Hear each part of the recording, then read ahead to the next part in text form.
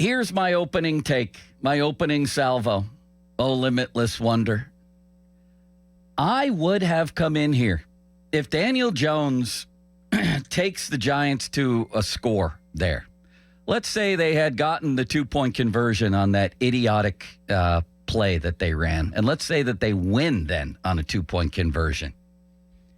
I still would have come in here ready to face all kinds of criticism on social media, on the calls and texts. Yes, I would have.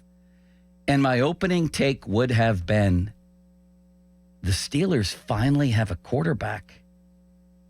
They finally have an offense. They can go out and match other teams. This is only going to get better. It's only going to get better. There's adults in the room. There's no more Kenny Pickett. There's no more Matt Canada. There's adults in the room. Russell Wilson has been there and done that many times, including, contrary to popular belief, just last season in Denver with a coach who hated him. Arthur Smith has come in here and lent a professionalism to the offense. The touchdown throw to Austin yesterday, Troy Aikman said that's an easy pitch and catch. I don't think I ever heard that phrase with Matt Canada as the offensive coordinator. That's an easy pitch and catch.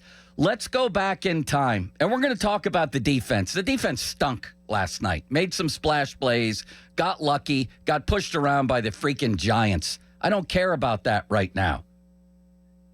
What I care about is that we're finally seeing a mature passing game, a passing game that might just be able to go up against the Burrows if they ever face him, the Jacksons, the Mahomes, the Strouds, the Josh Allens of the world.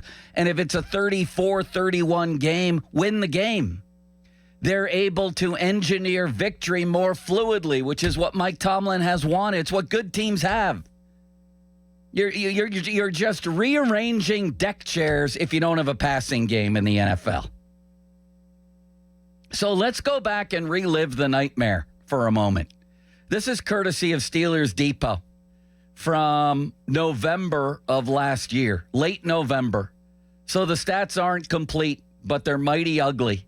Let us all together take a moment and remember what life was like under the Matt Canada regime. 2023, per drive basis, 31st in time of possession, 31st in plays, 30th in yards, 29th in points, and 30th in first downs, and 31st in passing yards. Points, and this was as of late November. I don't know, maybe before Mason Rudolph faced the broken Bengals and a crappy Seattle defense. I don't remember. I don't care. At this point in time, the Steelers hadn't scored 30 points in a win in 51 games, the NFL's longest streak. They never achieved it under Canada. Think about that. At this time, it had been more than 1 year since the Steelers scored 30 points in a game, regardless of the outcome. They had only 16 games with 21-plus points, 30th in football. Their opening drives were sickening. The Steelers never had a 400 game under Matt Canada. Never. They never did. Again, as of late November of last year, this was true.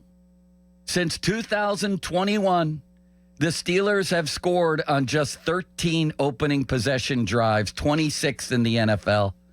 Only 8 resulted in touchdowns. That's 21st in the NFL. Their 26 punts on opening possessions are 31st in football in that time span. Only the Jets had more at 29. I could go on.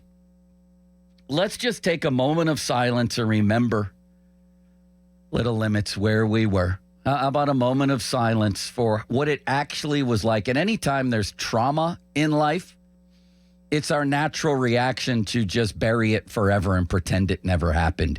You as a Steeler fan, were traumatized under the Matt Canada offense.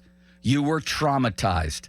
That was one of the most sickening offenses I've ever seen anywhere in football, let alone here. So a moment of silence. Let's do that. 3 seconds. Here we go. Now look at what you have. Look at what you have.